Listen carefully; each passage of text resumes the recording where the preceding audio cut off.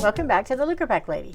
Today, I'm continuing the discussion on CSM as a strategic asset for allotherapies.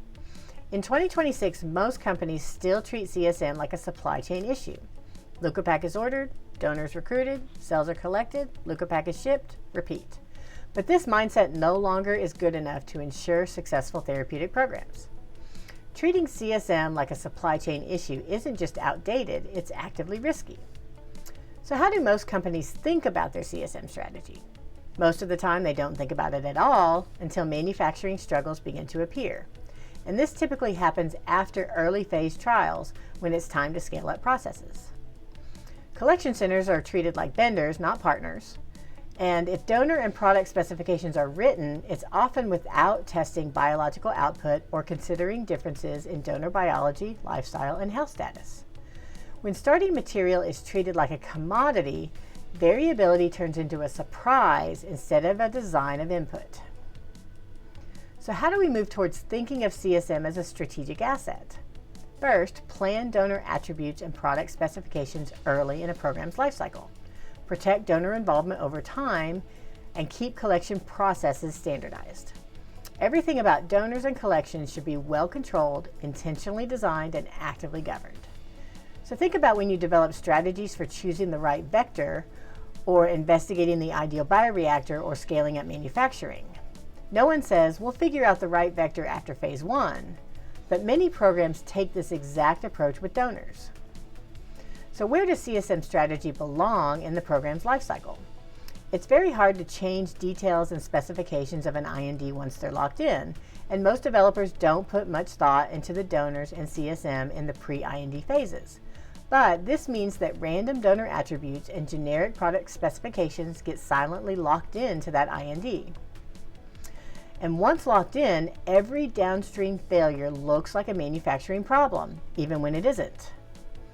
CMC strategy, manufacturing approaches, and clinical outcomes are all affected by that random generic CSM.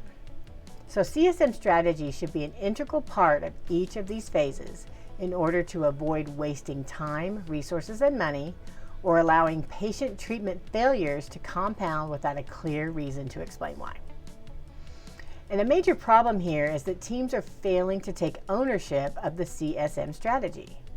R&D is concerned about the biology of the therapy. Does it work on a basic level?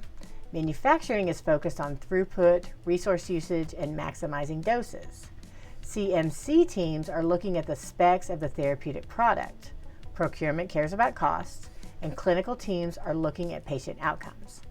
None of these teams are wrong, they're just incentivized to focus on different aspects of CSM strategy, but no one is taking ownership of the strategy and bringing it together.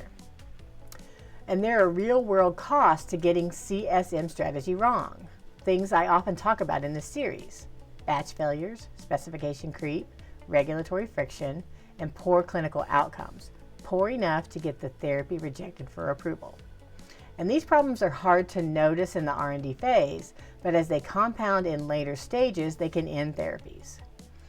So it's important to get CSM strategy right early in the life cycle so there are fewer surprises during development, manufacturing scale-up is cleaner, faster, cheaper, companies have stronger regulatory confidence going into their BLAs, and relationships with collection centers are healthier.